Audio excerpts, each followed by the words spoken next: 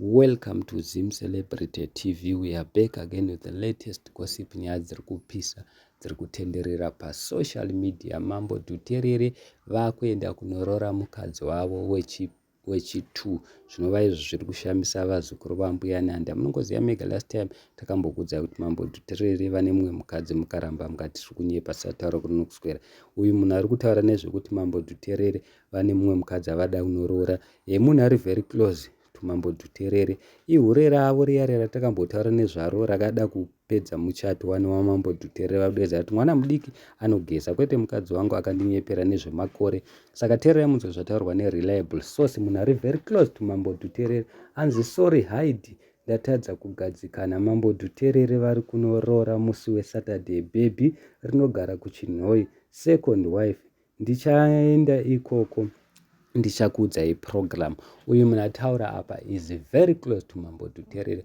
Munongoziva mega pane nyaya yakambobuda last time vanhu vakati tinonyepa ikatenderera all over social media kuti Mambo Dhuterere vane hure ravo vane mumwe mukadzi, vanhu vakaramba. Ndiye that person ari kuenda kunoroorwa naMambo Dhuterere, of which hanzi Mambo Dhuterere vane mareasons avo vari kudedzera kuti 1 mukadzi akandinyepera kumakore ake, 2 mukadzi haagoni kupfeka haagoni kugeza.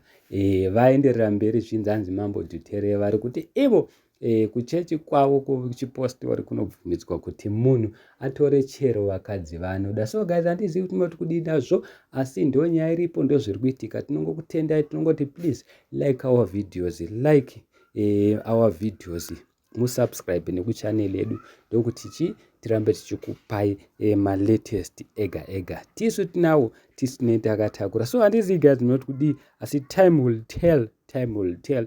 Tichaona kuti mukadzi wavo achazvimisa sei, because munongoziva mega vakadzi kana paitika zvakadai vachazobuda zvavo pachena vachitaura chokwadi chese. But Mambo Dhuterere vari kutoenda kunorora nechimuchi wande vakanyarara. But munongoziva mega truth, chokwadi chagara chinongobuda pachena nyange chikazama kuvigwa sei. Ndiye that person akanetsa too much pasocial media. I'm sure it was last year vanhu vakabvunzana kuti ko chii chakadaro chinenge ngozi, but it came true because ndo zvazoitika. Mambo Dhuterere vazoti I have made up my mind, handichadi kumudyira musaga. Last time akati hure, saka aiwa ndakumuburitsa pachena, ndoda kutonomuroora. Rumors has it tiri kutonzi akatozvitakura. Saka pama1 things are not looking good. Handizivi kuti mukadzi wavo achazvitora sei, because munongoziva mega second wife haiite, especially kana iwe wanga uri first wife wozonzwa kuti pane mumwe mukadzi wechi2